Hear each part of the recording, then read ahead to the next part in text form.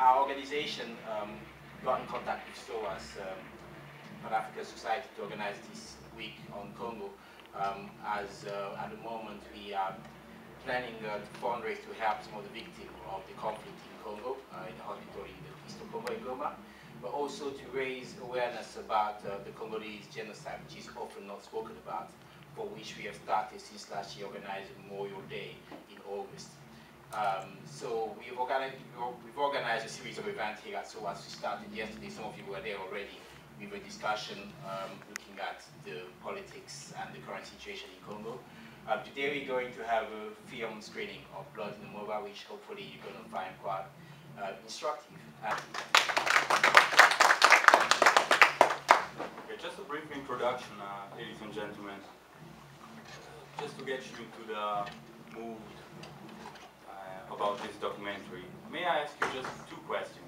The first one is, any of you guys think mobile companies are sponsoring war? If you guys do think so, please raise your hand. Not everybody thinks that. That's a fair account. And the last question, pretty silly question. You want to ask? Has any of you got Nokia by any chance? I have no. Two people. Three? Three? Is that three? Yeah. Raise it up, don't be scared. We just want to know. Nokia still exists. This will somehow still be relevant. Right. Hi again, everybody. Do you guys think that consumers are, we as consumers, because as we mentioned and the other mentioned, there are more than half of the world population using mobile phones. So do you think that we as consumers are doing enough to change the situation right now? Absolutely everything. I don't think we're doing enough. You have to speak louder. Sorry. No, I'm just saying that from the clothes that personally I wear to the food that I eat to my mobile phone, I don't know where the supply chain is, where most of it comes from. So I'm saying that personally, I don't feel like I have enough knowledge. And even if I did, what action would I take is the important thing. Even if I knew that, you know, that, I don't know, maybe a child knitted my sweater off, what action would I take? Would I stop buying from a certain company? Would I stop buying from most companies? Like, there's responsibility with knowledge. Okay. Maybe need more celebrity support, you see. When they boycotted South Africa in the 80s or whatever, it was because there was a big awareness and people in the media had profiled boycotted. And what I would ask, should we be boycotting the manufacturers of the phone or the service providers? Like Vodafone, they don't make phones, they buy the phones. So who are you challenging? The manufacturers of the phones or the service provider? I don't know who's that for. Can I make a comment? Because it's quite interesting some of the points you brought forward. In terms of celebrity endorsement, Ben Affleck is one of the people that has a foundation in Congo. He's been very vocal about it. Recently I've seen the Hollywood actors of Grey's Anatomy, the TV series, making a viral campaign about the Congo. So there has been a few voices, but you are right again by saying that it is not really talked about. I mean, can I just ask, when is the last time anybody heard of the war in Congo on the BBC or The Guardian? No. You heard about what's going on in Syria, right? Yeah. But not what's going on in Congo. Interesting. Where do the interests lie? Where does the interest lie? That's a very interesting question. You know, where does the interest lie? But going back to what you're saying about the manufacturer, would we challenge? I mean, why don't you challenge them all? And also, as consumer, at the end of the day, they say the client is always right. It's not down to us to do the chasing. If you say to Vodafone, I want you to tell me what's going on, they have to tell you what's going on, or else you have alternatives. Personally, I think that as consumers, we're forced to live in a world anyway where we need these electronic devices. We can't just attack the corporation and say, hey, can you trace back your minerals? I need a mobile phone and I need a tablet and I need a laptop, because when I grow up I'm going to have a job that's going to use a computer, a laptop or something like that. It's not just about mobile phones. We have to remember they use this in all other electronic devices.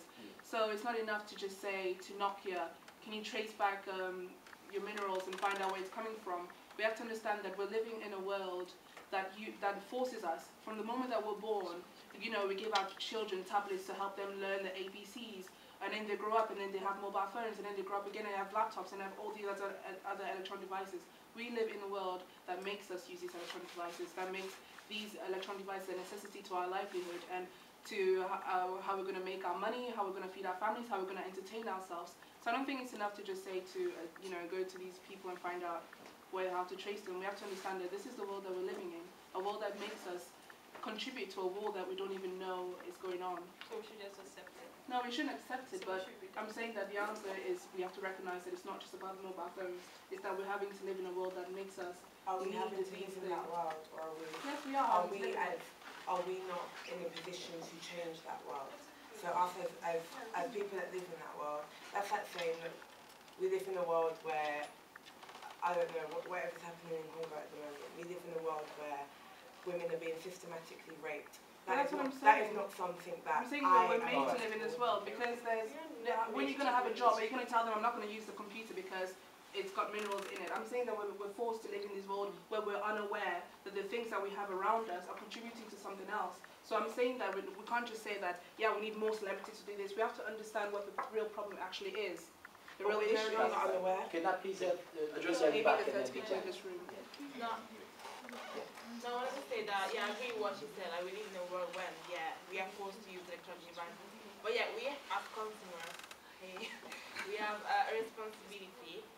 But I think it's difficult to do something if you don't have an alternative, because like the man in the documentary, he was calling his family with his smartphone, and then he was chasing Nokia. But then it's a bit contradictory. So unless you have an alternative, then it's really difficult to actually detach yourself totally from everything, because like everything that from our clothes, everything is, I think, is part of a system that is not fair. So I think the problem is so I think an alternative definitely is something that we need. Yeah. How about you? So what did you want? I was going to say, I think addressing this as a consumer and calling out corporate social responsibility is not really going to get us anywhere. We know globally how corporations act across the spectrum with regards to many different issues, and they will always find a way to get the cheapest possible route through to anything that they want, and they will let people go in the way by it. I think direct action is one of the first things and one of the fastest things that we should resort to. I don't really see many other ways of doing it. I don't think calling corporations into account is going to do anything. I think the mobile phone, it's just a small problem, because we've seen this million ton of content cassette extract every days, every week, every month, from Congo to everywhere. It's not just about the mobile. It's mobile, the PlayStation, all that stuff, the computer, that stuff we use every day. And as a consumer, we can ask for some transparency, but it's very difficult to not to use them. But the thing we didn't talk here, it's for example for the military. Coltan cassette highly used to build missiles, rockets, satellites, etc. So the country, they have a lot of stock of coltan cassette because it's not the mobile phone industry who buy most of them, it's the country who buy most of them, because the country, even if most of the country except Syria are in peace today, but there's always a war, for example, for satellite wars, there's a war for building material,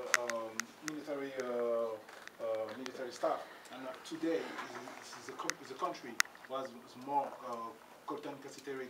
If you go back, for example, in Congo, I think it was 7 or 10 years ago, China has a huge contract using the mine in Congo.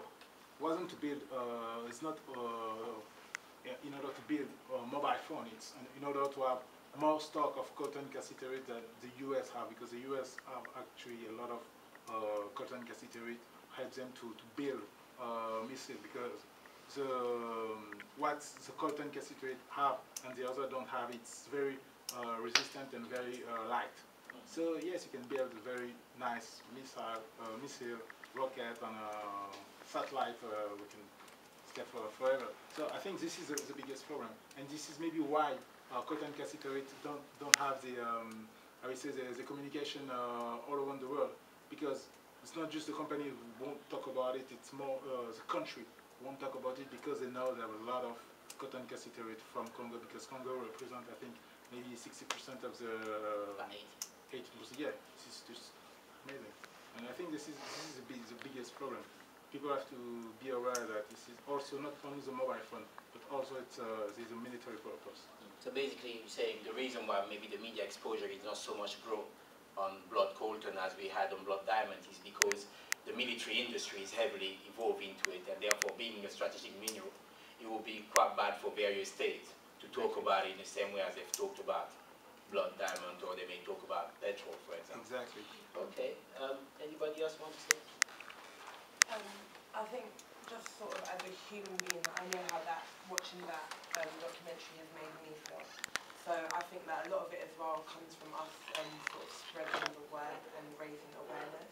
So I think the more people that know, or not just sort of hear, but have an actual understanding of what it is that we're talking about here, then the more likely, or the easier it will be to organise for there to be a movement that combats what's going on. And I also think that there are definitely power in numbers, but on top of that, there are people jump on the bandwagon quite easily, especially when it's something that it's not a question of is this right or wrong. So that's not really the question at hand here. I think that it's just something, a practical step, the only practical step that I can sort of think of is to enable or allow people that I know to be in a space where they can watch these kind of things and be moved in the way that I've been moved, and then from there, step two. So more things, more events, educating people, making them aware of what's going on, to then take action. I completely agree. Awareness is really important, but awareness is nothing without struggle. And I think it's really important that actually, in solidarity with the people in the Congo, we do things to really help them, like actually take action. And on your point, questioning what kind of direct action we can take, there are a lot of different things you can do. You can actually call out companies. You can go to the sites, go to phone shops, for example, and cause a spectacle. I mean, lots of different activist movements in the last few years have had huge success of doing this. There's many different things we can do on our high street, for example. So what if Nokia says we deal with blood minerals, Vodafone says we deal with blood minerals, all of them say we do blood minerals, and then a report comes out and says blood diamonds, actually we just passed a law where we're actually selling you blood diamonds. What's everyone going to do? We're going to stop that? Think carefully, people are going to say we're going to stop buying all this stuff. The politicians are friends with these corporations, go to the same school together, they go to the same university, they invest in the shares in the company. They know the system. China's involved, Russia's involved. The superpowers are there, not because they like to put their arms up and say we're not doing anything. We all know they're doing that. And the reason why is because that country, as we saw yesterday, the presentation has more minerals than practically anywhere in the world, located in one place. It's not just, but the argument to say that we are consumer demand is very, is false, because consumers never demand anything. Nobody here demanded a smartphone until it came out, until it came to your face, until they did the marketing, the advertising. Nobody ever had a clue about that kind of technology. Nobody had a clue about mobile phones until it came out, or even television. The human desire for better things, for more things, is what drives people towards that way. And necessarily there has to be a fundamental change within individual humans. We can campaign, we can go to the store, and we can do all these things, but it starts with just educating children to actually be more, not just aware, but actually find better ways to actually do things. And I forgot the guy who was actually called Booker, who actually said was during the recession, he wrote a book about making things, instead of relying on having mobile phones or having a car, just make your own stuff. Find an old automobile and actually make it better. Find a way to make it still running. If it runs for 2 years. People don't want to go and do that because it's like, I can't be bothered anymore. We've got this right in our faces now, so why should we go out and do that? But I'm not saying, I'm saying that most likely we are not. We are, wherever we come up with here today to go and say to the companies to release their information, like I said, it's not going to change much. I said, it's a short-term thing. The long-term lies for the children. We have to bring them up in a different way towards us, and there has to be a whole complete change in the education system. May I? Just wanted to bring up your discussion and, about how much content would get used with missiles and all those controversies related. I think in this movie has been raised, the author raised pretty well the argument that there is a contradiction between, he calls it profit, and but actually I would say that in some cases the biggest contradiction would be towards progress and then the suffering on the other side. So some people say no pain, no gain, you know? But at the same time, I still see a trouble with this connection, because some of you guys mentioned that we are forced to use computers, to use that to be civilized or all of that. But I see that in the Congo, some people still manage to get around with no mobiles, living their own life. But then, let's say the international standards push them forward to do something else, to evolve, to get better. And I think, let's say, that's impossible. It's really not impossible, but it's hard in the world that we live today. But if, I mean, I see that the rebels and some of the people that live in Congo are fighting in some way. Maybe it's not rightfully, sometimes raping women, doing whatever, but they are fighting against this so-called progress that doesn't fit their style of life, their experience, and that maybe doesn't bring only good solution to the majority of the population. As a consumer, I'm just puzzled on how we can actually get over this, find a solution, because I don't see how going out there and shouting and making a spectacle of other situations is going to make any difference. First of all, to raise awareness, we have to contradict ourselves by using these technologies. And the only fastest way I can see of actually helping the situation is by turning off my phone and putting it down and not using it again. So I don't see how we can actually, I'm struggling to find a solution to how we can go over and kind of find a mutual ground and a way to really have more progress. Because this is not the first time I've seen this movie before. I've seen thousands of other ones. I've seen specifically on how women are being raped and stuff. I've been moved by these, but that hasn't stopped me getting a tablet for my little sister. That hasn't stopped me upgrading my phone. It hasn't stopped me doing these certain things, because once I've seen it, I have to go back to society. And I need certain things around me, which I think I need anyway as a consumer.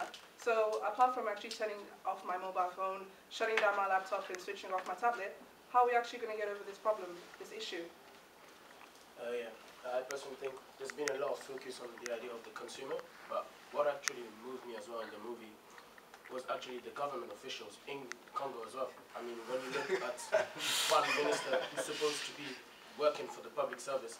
You forgot the best quote. He's not a politician. Yeah. He's a scientist. He's a scientific. That's what he claims to be. So, whereas he's as well in the private industry, and you can even see that the army themselves are owning mining areas. So the government itself is making profit out of this whole business and is entertaining it. So I personally think that we've been focused on a lot. Yeah, the idea of us consumers, we could bring awareness, boycott and everything, but I pretty much think that the major issue is governments, because cotton is just one resource. They're being exploited among many. There's uranium in Congo, which has been used since Second World War. They're exploiting it. So I think it's better to actually point out what governments are doing rather than focusing on industries, because industries are just a piece out of a whole, a bigger picture, I personally think.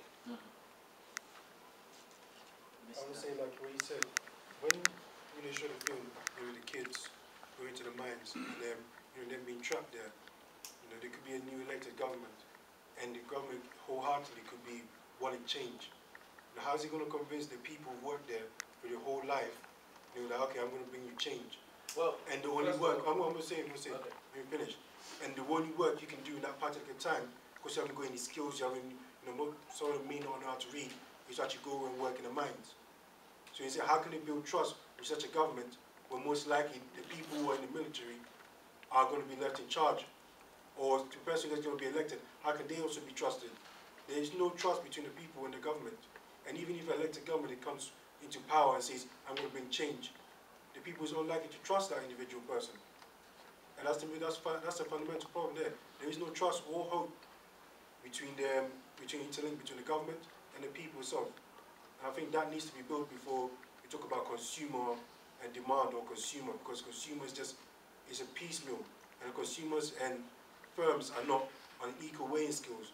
In economics, you're meant to believe that, but in reality, many CEOs, Warren Buffett famously wrote in his corporate America stories that the consumer is not on the same scale as a corporate government or a corporate firm. They own things, they run things. You consumers simply just give them your money and they give you a wage. That's how things are run.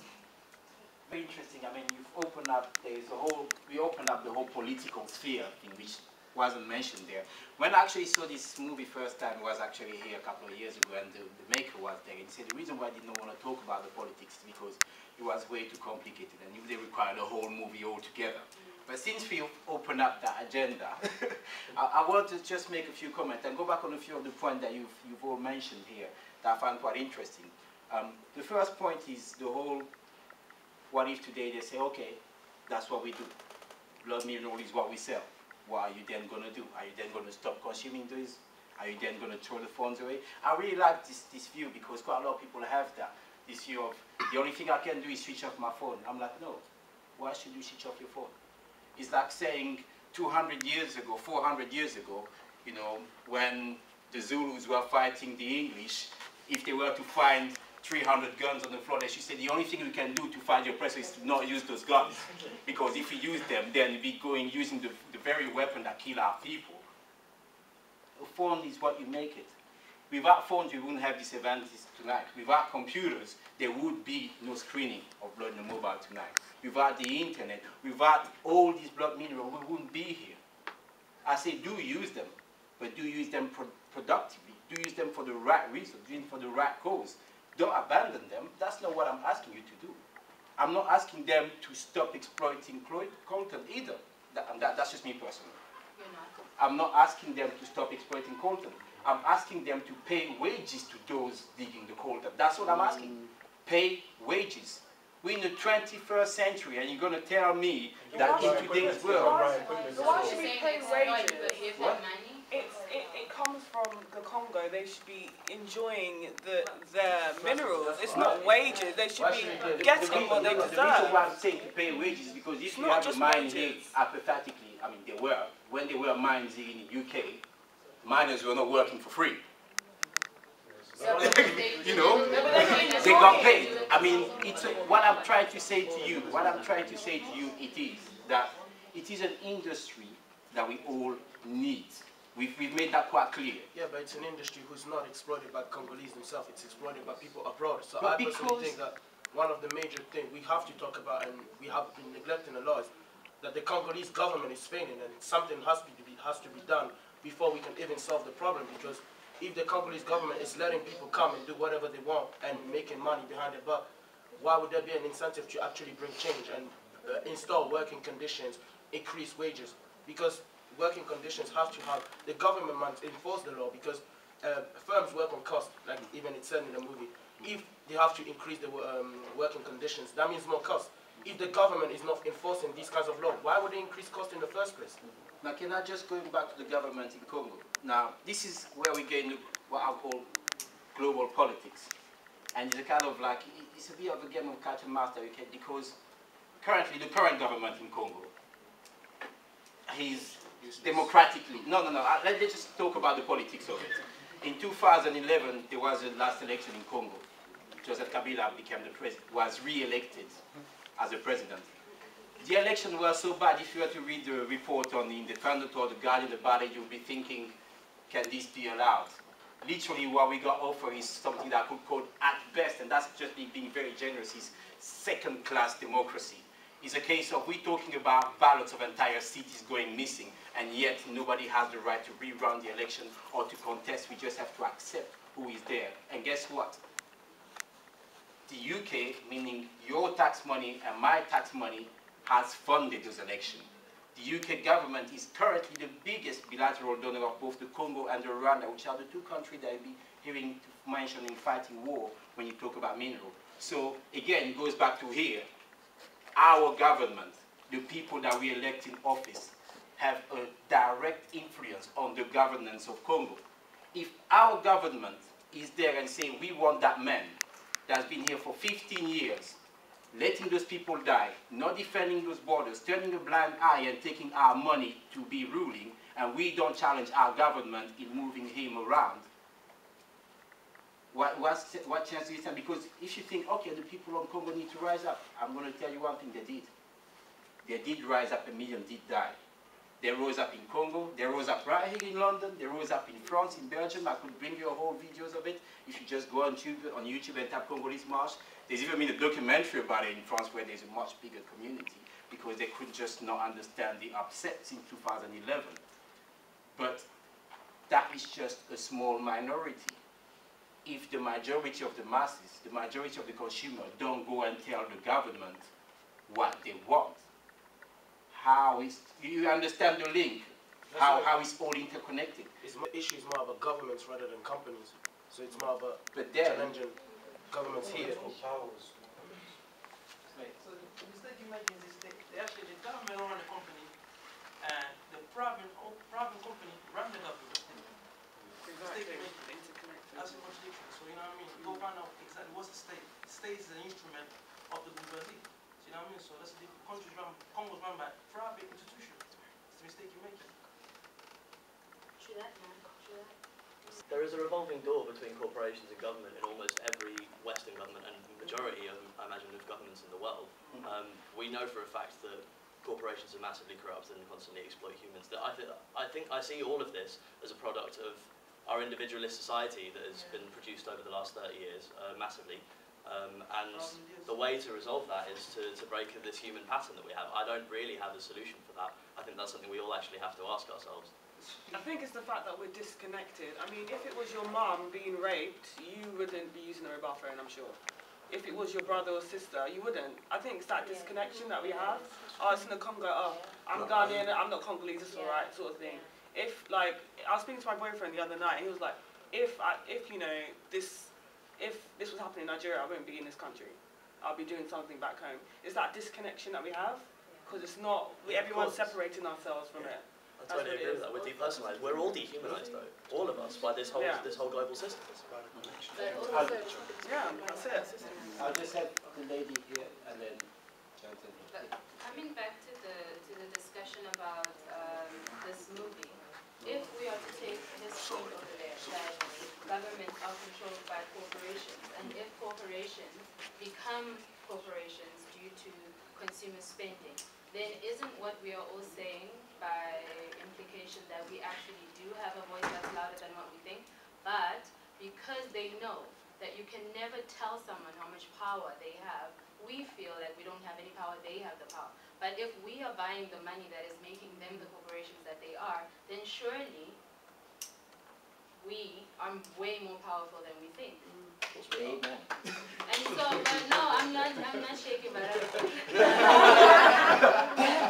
you just broke my heart there. But I think that's what he was trying to say with this movie, that they don't know their stuff.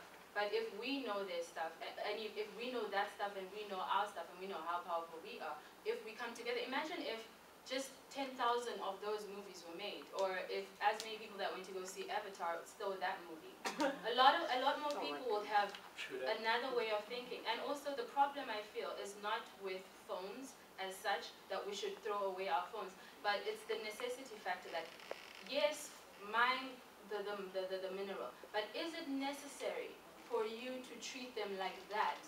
Like, is it really, like, is that really necessary that that should be happening while you take the coat off? We're not saying don't mind it. Mining happens all around the world all the time. The problem, I think, the biggest thing with Congo is really, seriously, really, is that how they can't even have a normal shop, just a normal shop to go up and down. Is that really like, That's that money. is just, that's money. Yeah. But I mean, beyond it being money, though, I think that that's the biggest atrocity, that the necessity factor for us to get the cotton, for us to get the phones, is that necessary? Is that Can I just say something? I mean, the thing as well that you have to bear in mind when you watch the documentary, you feel like this has always been the case. It's not. You know, they say the report has started around 2001 or something like that. I mean, prior to 1996. I cannot say this hands on heart, but I doubt prior to 1996 you would have been able to find a 13-year-old child in a single mine in the whole of DRC, and yet coltan was still exploited. Coltan was discovered for its potential by the Americans since 1940, since the Second World War. There's reports about it. It's nothing new. To us, it is. To the people that exploit it, it is nothing new. So that hasn't always been the case. What you're looking is not what they're trying to make you think that is the status quo. It doesn't have to be that way. 20 years ago, it wasn't that way. So saying that there is nothing you can do, what happened in 20 years?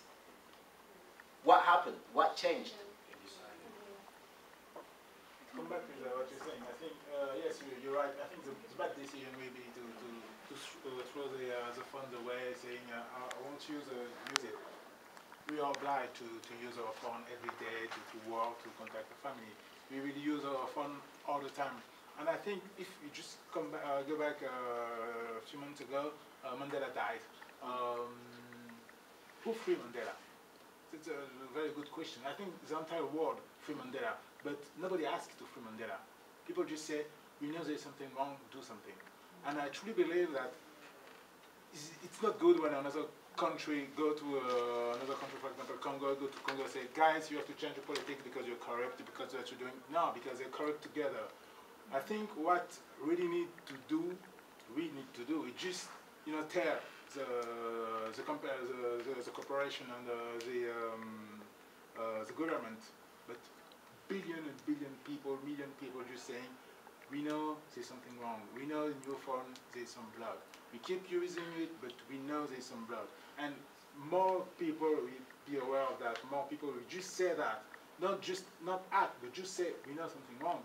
They will decide to do something by their own, and they will decide to make the change needed, and they have a better understanding of what they're doing, a better understanding of how they're doing it. So I think they get better solutions that we could come up with. So just by saying, and more people just saying, we know there's something wrong. Because it's not difficult to say, we know there's something wrong, we know there's blood on my mobile phone. Just do something. It's better to have 10 million people just saying that, than to have, I don't know, 1,000 people throwing their phone away. It won't change anything. We need just to say, we know there's something wrong. Okay guys, since we don't have much time, I'm just thinking anybody has we could actually think all together and process for a plausible solutions of what we could actually do next, the steps to do. Sorry? Sorry? Excuse me, I'm going to we need to leave our people national resources in order to benefit us. Speak louder, please. We need to nationalize our resources. But he explained earlier that the government is not even handled. To the scientific business? The reason I'm saying this, this ain't a joke. This ain't a joke, because don't forget that in the whole country, only 6% have access to clean water. Do you know what I mean? And the life expectancy in Congo is 42 years old. Do you know what I'm saying? And all this private ownership is not benefiting the country. It's only exploiting us. We need to actually improve the living condition of our people.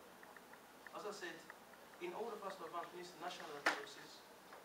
But to nationalize your resources, you need a government to do this. You need a government, but you need people's government. What would the first step towards creating a people's government? That's what I mean. That's revolution.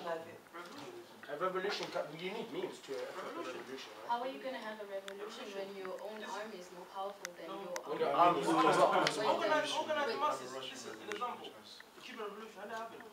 Yeah, but that's the thing. We like to glorify the past. No, but history repeats itself. Yes, history repeats, and I'm not saying don't nationalize, but I'm just saying like, let's not be naive in the sense that let's look at the actual situation country by country, not general. in general, yes, let's all take back our resources, let's all take back our land. But look at the condition. Look at the condition in Congo. yeah. Look at the condition. People live in atrocious now. There's death, there's everything, you know what I'm saying? And based on what? Private ownership. It's not benefiting us. Is it benefiting us? I can't be naive. But I think everyone in this room would agree that that would be in terms of an eventual solution. But what we're talking about more so now is I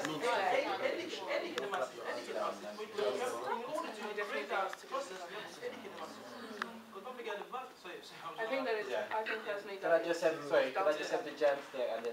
She said that you have to look at country by country. Congo is in the center of Africa, is the heart of that continent, my continent. I'm going to say it this way. They have the most resources, and if you go there, you see the pictures, it's beautiful. It can't be, Congo's situation cannot be a country by country situation. And as Africans, we have to join in, yes, solidarity, not just... That's not what she meant. I haven't even finished speaking, people are amazing.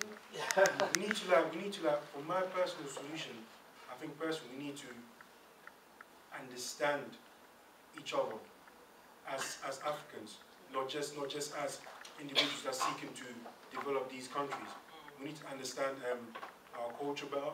We need to understand why we came here, how can we go to that place, how to change these situations. You know, for example, when you're talking about how can we change this situation, we can actually encourage these governments, Nokia, just okay, if you can't find that code in the situation, then and the German scientists also find a way to trace it. You know, we can actually get them to sign a pledge. They may not want to sign it now, but they may say, okay, in 4 years' time, it's long to us, but it's a deal. You know what I'm saying? If all of them sign to us in 4 years' time, they may think about, okay, in 4 years' time, we're going to take a gradual step. But in 4 years' time, we're expecting something. In 4 years' time, we're expecting to sign to that thing. And that can cause a change. I know that might not be realistic, but that is it's a bit of victory. It's a bit of victory for us. And that's the main thing. Personally, hold on. It was the ladies. I was just saying that I agree with the gentleman at the front when he said that it's definitely to do with the government. We have to understand that we can all say, yeah, we can empower ourselves, but in order for us to actually access the power that we have as you know, as the consumers and the people on the outside, is to drop the lives that we have. You can't just say that we have more power than they have because of our voices and all this. Yes, but in order to access that voice, you have to leave the life that you have now. And who's willing to do that right now? We have to understand that the problem is really to do with the government, and it's true because if you have a strong government, half of these atrocities that are going on are not going to be able to happen. And we must focus on strengthening the core of a country, which is the government. If we understand that we need a government to govern a country, then let's strengthen the core, let's strengthen the government, and then we can attack these problems. I think that's we can have a strong platform. I think that's against, sorry, I just want to say one thing, connectivity. You said that, what did you say? You said nobody wants to leave their lives now. I said in order to access the voice that we have, you're going to have to stop being a good consumer and I know, but if you not really be able to have the solidarity and action, you would leave it and do it. Okay, that's what I mean. It just depends on what level you're willing to take. Can I just have it's unrealistic, that's what I'm trying to say. A lot of sensible comments being made, especially the woman of from the point of view of doing something practical, something like one of the online campaigns that is focused, say, on a specific thing like Nokia or something like that. It's a very simple and obvious thing, and I'm assuming, is there a reason why that hasn't been chosen? There is campaigns going on. Actually, on the 1st of February, No, I mean you know, like change.org or one of those, the electronic ones, where you got links to other sources of information. You get people to sign a petition and say we're aiming for X number. And that might spur other people to do other things, because it's not going to be just one thing, it's got to be a number of things. But I'm just wondering, that's so easy and quick to do that I'm just wondering why. There are actually quite a lot. You will find at change.org that you say there's been a lot of petitions being against mobile phone company, electronic company, PlayStation, Nintendo. There is, if you go to Friends of Congo, I believe, .com or .org, they have a whole list of petitions where they specifically target consumer and tell you how they do, and they respond in terms of actively being engaged in finding more viable solutions to have conflict-free mineral, even though they are far from it. So there are petitions being done, and by all means, do push them. But what we have to bear in mind is, as the woman from Nokia once said, the woman from Nokia, we were saying that we need short-term, mid-term, and long-term solutions. Yeah. Petitions are long-term solutions because petitions lead to resolution, like the Dodd-Frank resolution that was mentioned in the documentary. But even after the resolution has been voted, for it to be applied on the ground, for us to see change, it takes time.